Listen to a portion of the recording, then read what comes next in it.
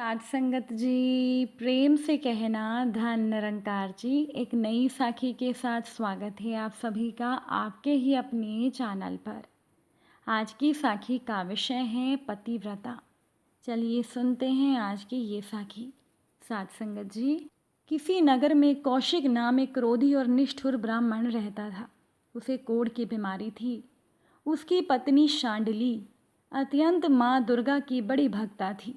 वह बड़ी पतिव्रता थी और कोढ़ से सड़े गले पति को सर्वश्रेष्ठ पुरुष और पूजनीय समझती थी। एक रात वह अपने पति को कंधे पर लाद कर कहीं लेकर जा रही थी कि रास्ते में मांडव्य मुनि को उसके पैरों की ठोकर लग गई। ऋषि क्रोधित हुए और शाप दे दिया, मूर्ख स्त्री, तेरा पति सूर्योदय होते ही मर जाएगा। ऋषि के शाप को सुनकर शांडिली बोली, महाराज, भूल से मेरे पति का पैर आपको लगा, जानबूझकर आपका अपमान नहीं किया, फिर भी आपने शाप दिया। मैं शाप देती हूँ कि जब तक मैं न कहूँ तब तक सूर्य ही उदय न हो। मांडव्य आश्चर्य में पड़ गए। उन्होंने कहा कि तुम इतनी बड़ी तपस्विनी हो कि तुम सूर्य की गति को रोक सकती हो। शांडिली बोली, मैं तो भगवती की शरणागत हूँ, वही मेरे पतिव्रत धर्म की रक्षा करेंगी। अब उसकी बात निष्फल नहीं रही। सूर्य अगली सुबह से लेकर 10 दिन तक नहीं निकले। ब्रह्मांड संकट में आ गया। देवताओं को बड़ी चिंता हुई। वो अनुसुईया जी के पास पहुँचे। अनुसुईया जी सबसे बड़ी पतिव्रता स्त्री थी। उनका प्रभाव देवों से भी ज़्यादा था। देवों ने कहा, माता, एक पतिव्रता के प्रभाव के कारण संसार में संकट आ गया है। आपसे ज़्यादा योग्य संसार में कोई और स्त्री नहीं होगी जो एक पतिव्रता शांडली को समझाकर उसका क्रोध शांत कर सकी। अनुसुईया जी शांडली के पास पहुंची और उसके कारण उत्पन्न हुए संकट का प्रभाव बताकर वचन वापस लेने का अनुरोध किया। अनुसुईया जी ने कहा, तुम्हारे पति की मृत्यु के बाद उन्हें फिर से जीवित और स्वस्थ करने का मैं वचन देती हूँ।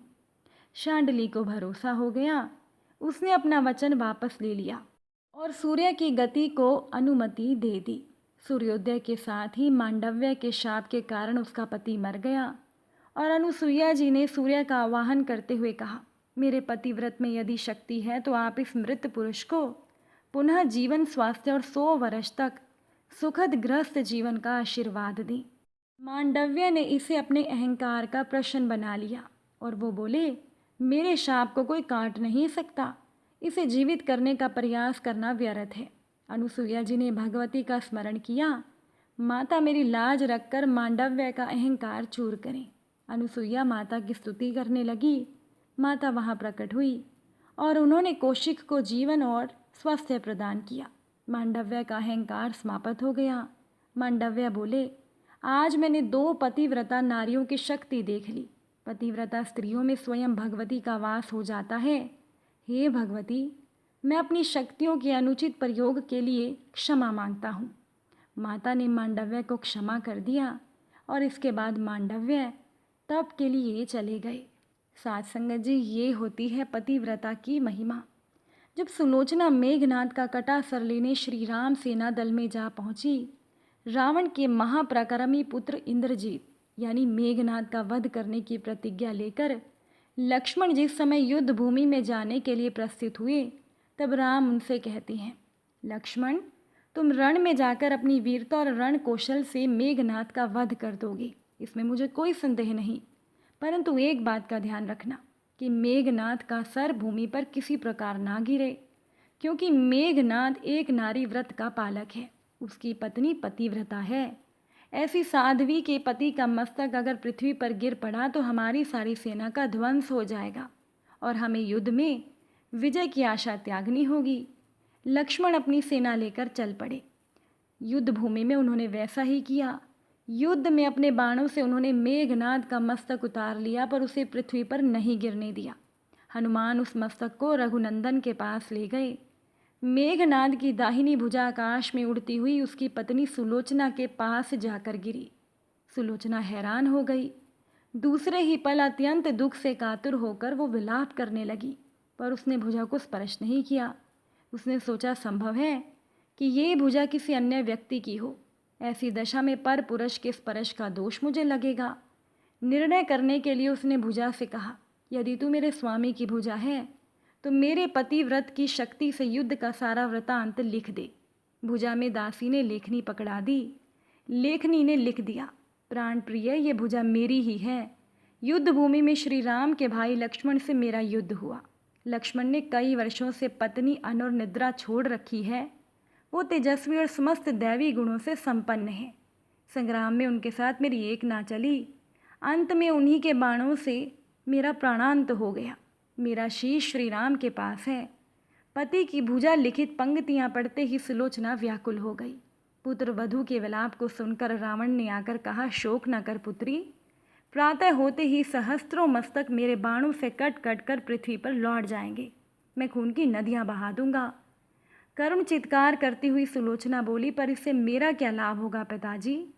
सहस्त्रों नहीं करोड़ों शीश भी मेरे स्वामी के शीश के अभाव की पूर्ति नहीं कर सकेंगे। सुलोचना ने निश्चय किया कि मुझे अब सती हो जाना चाहिए, किंतु पति का शव तो राम दल में पड़ा हुआ था, फिर वो सती कैसे होती? जब अपने ससुर रावण से उसने अपना अभिप्राय कहकर अपने पति का शव मंगवाने को कहा, तब रावण ने जवाब दिया, देवी, तुम स्वयं ही राम दल में जाकर अपने पति का शव प्राप्त करो। जिस समाज में बाल ब्रह्मचारी हनुमान, परम जितेंद्रिय लक्ष्मण और एक पत्नी व्रती भगवान श्री राम विद्यमान है, उस समाज में तुम्हें जाने से डरना नहीं चाहिए। मुझे विश्वास है कि तुम निराश नहीं लौटाई जाओगी। सुलोचना के आने का समाचार सुनते ही श्री राम खड़े हो गए और खुद वो सुलोचना के पास आकर बोले, देवी, तुम्हारा पति विश्व के अनंतम योद्धा और पराक्रमी था। उसमें बहुत से सद्गुण थे, किंतु विधि की लेखी को कौन बदल सकता है। आज तुम्हें इस तरह देखकर मेरे मन में पीड़ा हो रही है। सुलोचना भगवान की स्तुति करने लगी। श्री राम ने उसे टोकते हुए कहा, देवी, मुझे लज्जित ना करो। पतिव्रता की महिमा अपार है, उसकी शक्ति की तुलना नहीं है। मैं जानता हूँ तुम परम सती हो और तुम्हारे सतीत्व से तो विश्व भी थर्राता है। अपने स्वयं यहाँ आने का कारण बताओ कि मैं किस प्रकार तुम्हारी मदद कर सकता हूँ। अब सुलोचना ने प्रभु की ओर देखकर कहा, मैं सती होने के लिए अपने पति का मस्तक लेने आई हूँ। श्री राम ने शीघ्र ही मेघनाद का शीश मंगवाया और सुलोचना को दे दिया। अब पति का शीश देखते ही सुलोचना का हृदय द्रवित हो गया। उसकी आंखें बरसने लगी। रोते रोते उसने पास खड़े लक्ष्मण की ओर देखा और कहा, तुम भूल कर भी गर्व मत करना कि मेघनाद का वध तुमने किया है। मेघनाद को धराशायी करने की शक्ति विश्व में किसी के पास नहीं थी। अब ये तो दो पतिव्रता नारियों का भाग्य था। आपकी पत्नी भी पतिव्रता है और मैं भी पति चरणों में अनुरक्ति रखने वाली उपासिका हूँ। पर मेरे पतिदेव पतिव्रता नारी का अपहरण करने वाले पिता का अन्न खाते थे। उन्हीं के लिए वो युद्ध में उतरे। इसी वजह से उनका जीवन खत्म हो गया। अब सभी योद्धा सुलोचना को राम शिविर में देखकर हैरान थे। वो समझ नहीं पा रहे थे कि सुलोचना को ये कैसे पता चला कि उसके पति का शीश भगवान राम के पास है। अब सुग्रीव ने पूछ ही लिया कि ये बात उन्हें कैसे ज्ञात हुई कि मेघनाद का शीश श्री राम के पास है। सुलोचना ने कहा, मेरे पति की भुजा युद्ध भूमि में उड़ती हुई मेरे पास चली आई थी। उसी ने लिखकर मुझे बता दिया था। अब व्यंग्य भरे शब्दों में सुग्रीव ने कहा, निष्प्राण भुजा यदि लिख सकती है तो फिर ये कटा हुआ सर भी हंस सकता है। श्री राम ने कहा, व्यर्थ बातें मत करो मित्र। पतिव्रता के महात्म को तुम नहीं जानते। अगर वो चाहे तो ये कटा हुआ सर हंस भी सकता है। अब पतिव्रता स्त्री श्री राम की मुख कृति देखकर सुलोचना उनके मन के भावों को समझ गई। उसने कहा कि यदि मैं मन, वचन और कर्म से पति को देवता मानती हूँ तो मेरे पति का ये निर्जीव मस्तक हंस पड़े। सुलोचना की बात पूरी भी नहीं हुई थी कि कटा हुआ मस्तक हंसने लगा। ये देखकर सभी हैरान हो गए। सभी ने सुलोचना को प्रणाम किया और सभी पतिव्रता की महिमा से परिचित हो गए थे। साथ संगत जी, अगर आज की ये साखी आपको अच्छी लगी हो, वीडियो को लाइक शेयर ज़रूर कीजिएगा। आप सभी से फिर मुलाकात होगी नई साखी और नए विचारों के साथ। साथ संगत जी प्यार से कहना, धन निरंकार।